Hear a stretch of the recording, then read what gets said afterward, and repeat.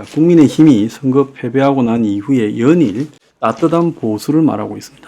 신자유주의에 천병같이 하던 오세훈이, 부동산 투기 개발을 그렇게 강조하던 오세훈이가 갑자기 따뜻한 보수 자본주의 4.0을 이야기하고 있고요.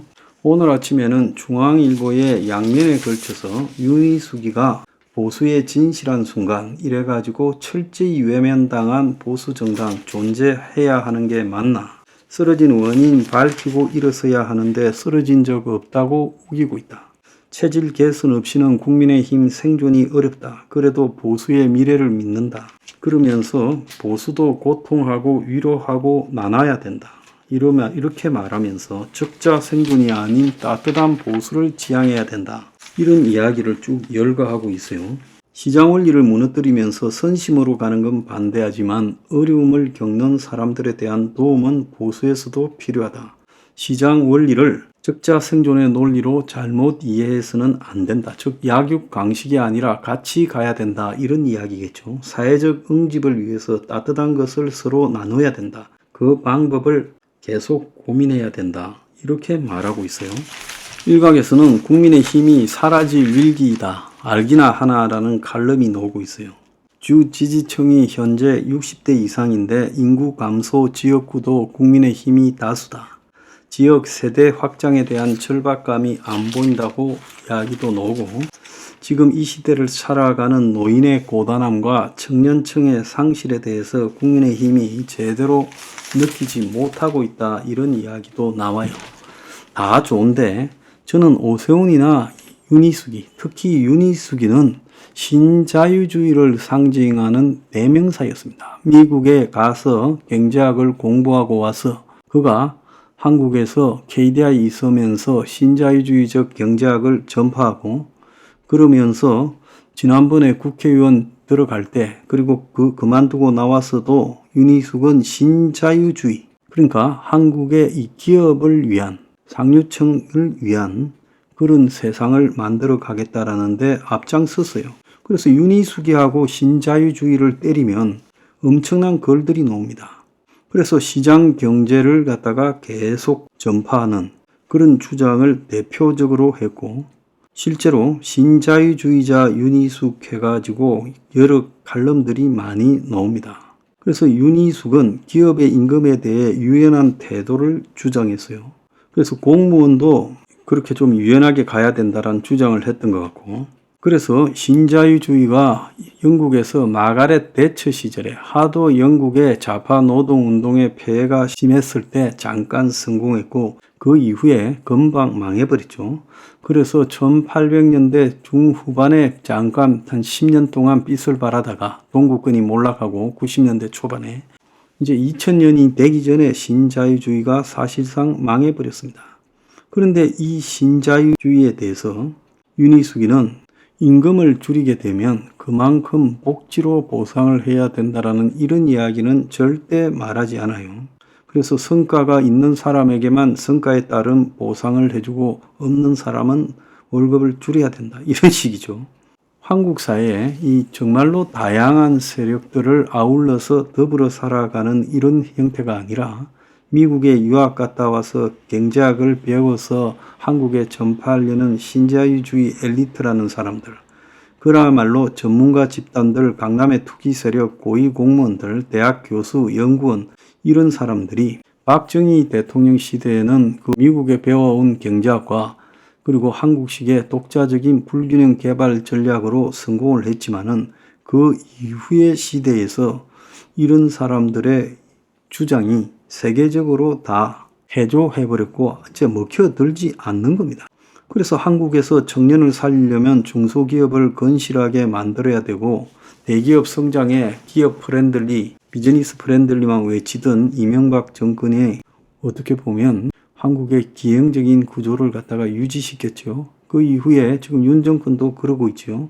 그런데 윤 정권은 이런 중소기업을 두텁게 해서 중산층을 만드는 대만식 사회가 아니라, 박정희 전 대통령은 대기업도 키웠지만 이런 한국의 전체적인 중산층을 두텁게 하는 노력을 했어요. 그런데 윤희숙은 전혀 그렇지 않다는 겁니다. 그래서 다원주의라든지 모두가 더불어 살아가는 부분에 대한 생각은 없어요. 그래서 윤희숙이 쓴 정책의 배신이라는 책이 있지만은 이 책이 보면 신자유주의적 입장에서 세상을 바라보는 시각을 그대로 나타내고 있다는 거예요.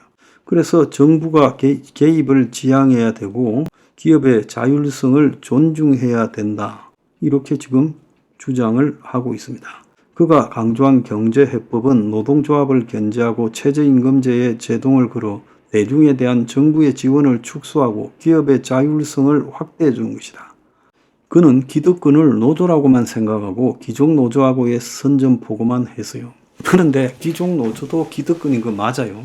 이것도 민노총, 한국노총 같은 게 청산되는 거는 맞지만은 한국 사회의 또 다른 기득권은 그들만의 성을 쌓아서 부동산 투기로 돈 벌이고 수많은 이 정부의 정책과 법률의 혜택을 받는 대기업들 그리고 강남의 투기 세력들 이런 사람들도 한국의 기득권이에요.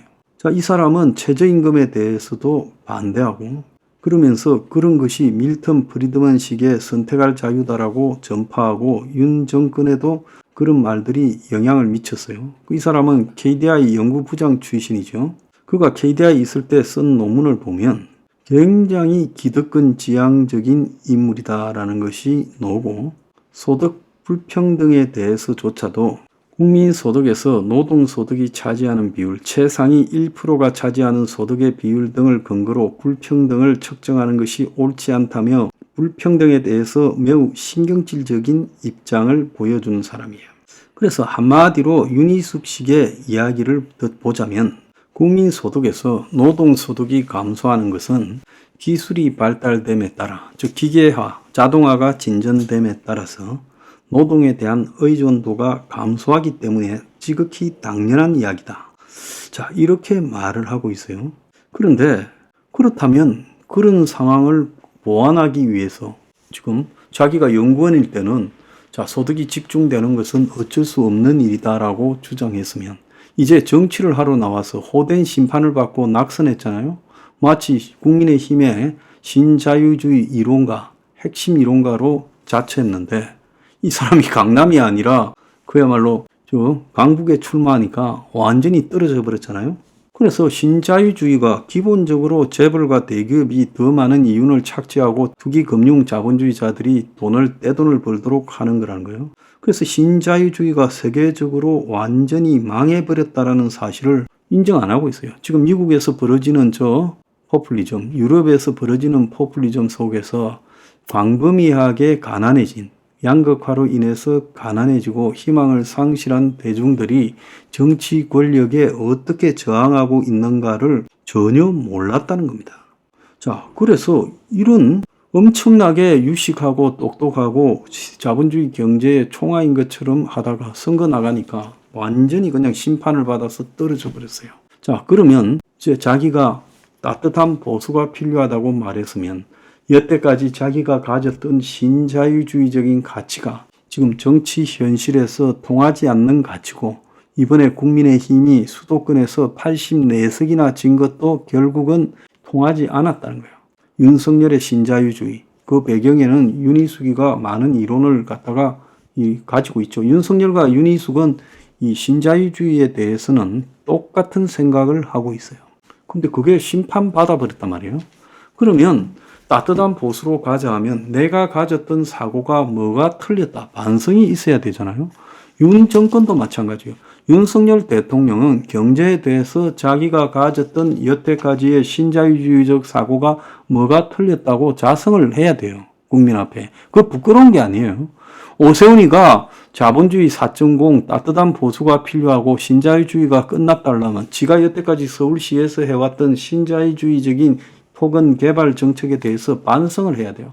반성이 없이요 따뜻한 보수가 필요하다 하면 그건 선거 질 때마다 국민의힘 유의 정당이요 보수 정당이 선거 질 때마다 20년째 반복한 소리예요.